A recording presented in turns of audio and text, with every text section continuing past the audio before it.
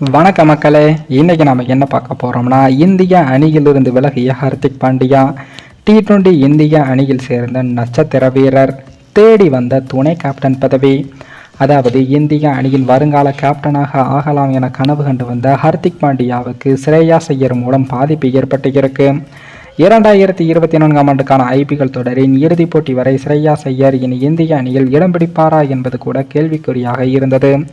ஆனால் 2024ஆம் ஆண்டுக்கான IPL தொடரின் இறுதிப் போட்டியில் கொல்கத்தா அணி வெற்றி பெற்று 3வது முறையாக IPL கோப்பையை கைப்பற்றியதை அடுத்து அந்த அணியின் கேப்டனாக சிறப்பாக செயல்பட்ட ஸ்ரேயாஸ் ஐயர் அவர்கள் வருங்கால இந்திய கேப்டன் என்றும் பாராட்டப்பட்டார்.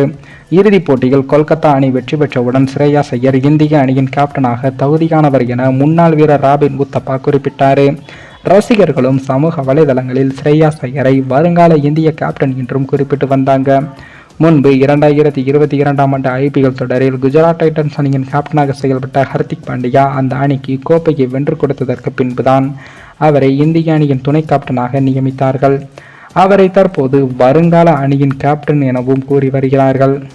இந்த நிலையில்தான் ஸ்ரேயாஸ் ஐயரும் IPL கோப்பையை வென்று கொடுத்த கேப்டன் என்ற வகையில் ஹர்திக் பாண்டியாவிற்கு போட்டியாக மாறியிருக்காரு. தற்போது ஹர்திக் பாண்டியா ஃபார்ம் இழந்து தவித்து வருகிறார். மும்பை இந்தியன்ஸ் அணிக்குள் நடக்கும் புகைச்சல் ஒருபுறம், தனது குடும்பத்தில் நடக்கும் சிக்கல்கள் ஒருபுறம் என சோர்ந்து போயிருக்காரு. இந்த நிலையில் தான் ஸ்ரேயாஸ் ஐயர் இந்திய அணியின் கேப்டன் பதவியை நோக்கி ஒரு அடி முன்னே எடுத்து வைத்து இருக்காரு. ஆனால் ஸ்ரேயாஸ் ஐயருக்கு BCCI ஒப்பந்தம் வழங்க மறுத்துள்ளது என்பதும் குறிப்பிடத்தக்கது. அவருக்கு இனி இந்திய அணியில் இடம் கிடைக்குமா என்பதை பொறுத்து அவர் வருங்கால இந்திய அணியின் கேப்டனா இல்லையா என்பது தெரிய வரும். அவர் இந்திய அணிக்குள் வரும் பட்சத்தில் கண்டிப்பாக ஹர்திக் பாண்டியா துணை கேப்டன் பதவியிலிருந்து நீக்கப்பட அதிக வாய்ப்புகளும் இருக்கு.